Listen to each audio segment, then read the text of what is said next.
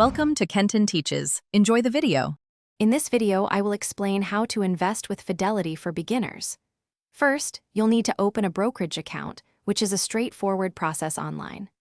Once your account is set up, you can fund it, often with no minimum deposit required for many investment options.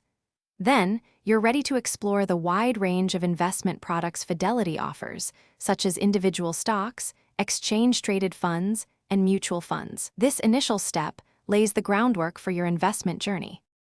After funding your account, the next step is choosing what to invest in. Fidelity provides extensive research tools to help you evaluate options like mutual funds, ETF, and individual stocks.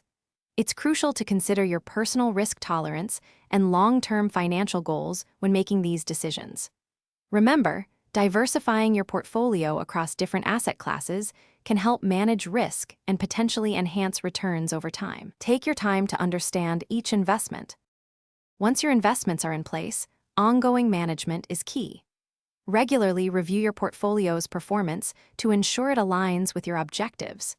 You might need to rebalance periodically, which means adjusting your holdings to maintain your desired asset allocation. Fidelity offers robust tools and resources to help you track your investments, analyze market trends, and make informed decisions about your financial future. Consistent monitoring is vital for success.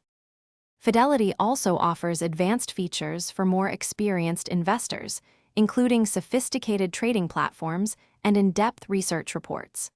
For personalized guidance, consider their financial planning services, which can help you create a comprehensive strategy. Remember to check the description for a link to those fantastic leak-proof meal prep containers and other great deals. These resources can further empower you to achieve your financial aspirations and optimize your investment approach with confidence. Thanks for watching. Please subscribe if this video was helpful.